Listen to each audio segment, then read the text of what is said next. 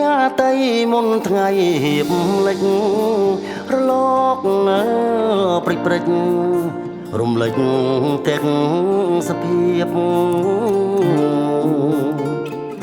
ចាន់ចង់បដូរវេនថ្ងៃសែនទន្ទាបចង់កោះស្រងព្រៀបដោយសួនបផា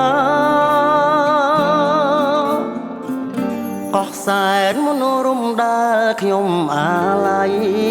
កងអុកញ៉ាតីនិស័យស្នេហាកោះអើយកោះអ្នកស្រស់ម្លេះណាថាម្ចាស់ចំការស្រស់យ៉ាងណាទៅបងអ្នកទេសចរជិងទូដឆ្លងមិននឹកស្មានផងថាប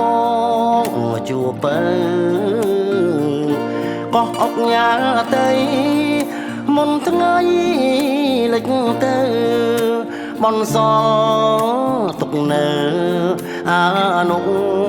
សាវរីយ៍មកដល់ភ្នំពេញទុនទិញនឹកកោះបងនឹកសំផស្សសម្រស់ឆវីជួបគ្នាដំបងបេងដូងទាំងពីរមិនបានដល់ទីបំផុតនៃស្នេ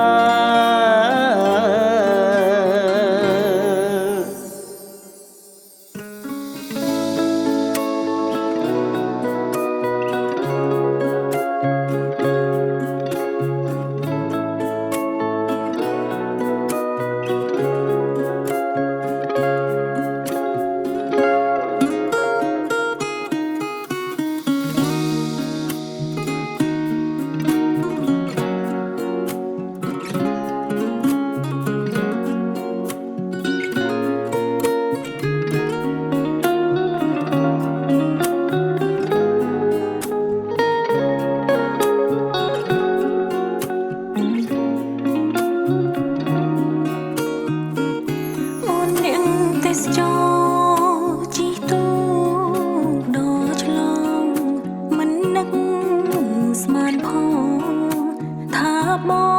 ងជុំពើក៏អុកញ៉ាតីមុនថ្ងៃលិចទៅបនសាទុកនៅអនុសាវរីយ៍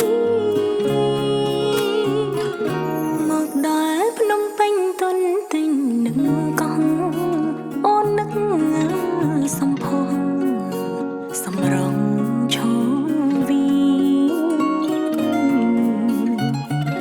ជួបគ្នាដំបូ